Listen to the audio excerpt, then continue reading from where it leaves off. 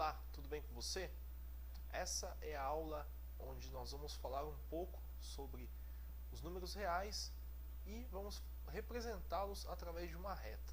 É a segunda parte da aula onde nós falamos sobre o conjunto dos números reais, né, que é representado por este símbolo aqui, este R, que vocês viram na nossa aula anterior. Essa daqui seria uma continuação, onde nós vamos falar um pouco sobre a reta. Tá? Bom, o que eu quero falar com isso? O seguinte, vocês lembram lá do conjunto dos números naturais? Vamos descer isso daqui, que aí fica melhor de explicar essa reta. Então, o conjunto dos números naturais era formado lá pelos elementos 0, 1, 2, 3, 4 e assim por diante, né? Então, se a gente for colocar isso numa reta, vai ficar assim: 0, 1, 2, 3, 4, 5, 6 e assim por diante, né? Então esse é o conjunto dos números naturais.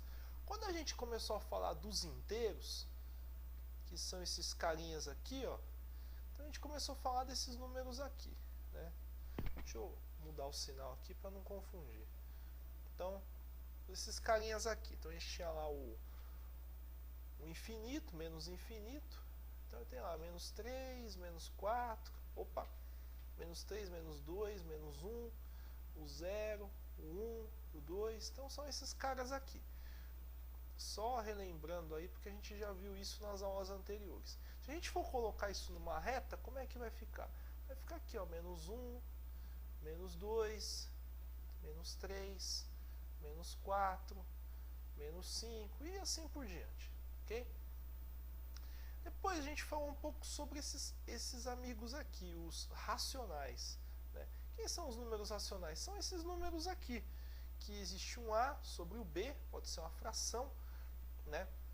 Pode ser um número do tipo decimal, 0,5, é um tipo de número racional, né? E pode ser um número com período, como por exemplo 0, período de 3, né, que tem uma dízima periódica, que é o período 3.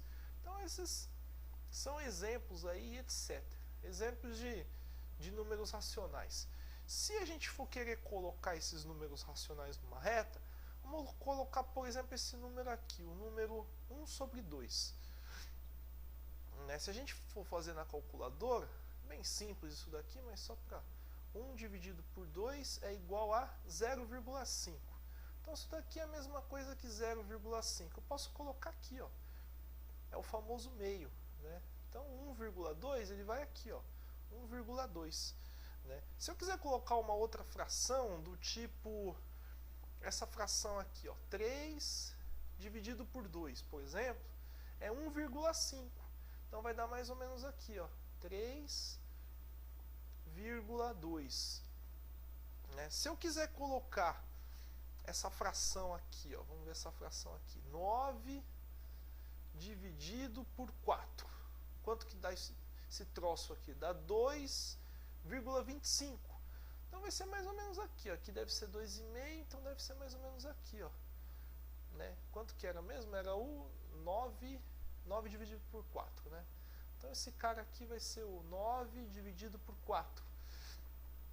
Né? Se eu quiser colocar esse outro cara aqui, ó, vamos dar mais um exemplo.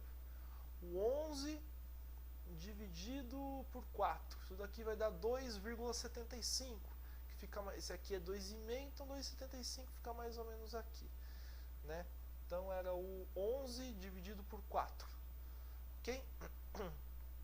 O menos meio vai ficar aqui. Menos meio. Né? Aqui, se a gente dividir, por exemplo, aqui o menos 4 por 3, então vamos fazer menos 4 dividido por 3. Daqui vai... Opa, tá errado.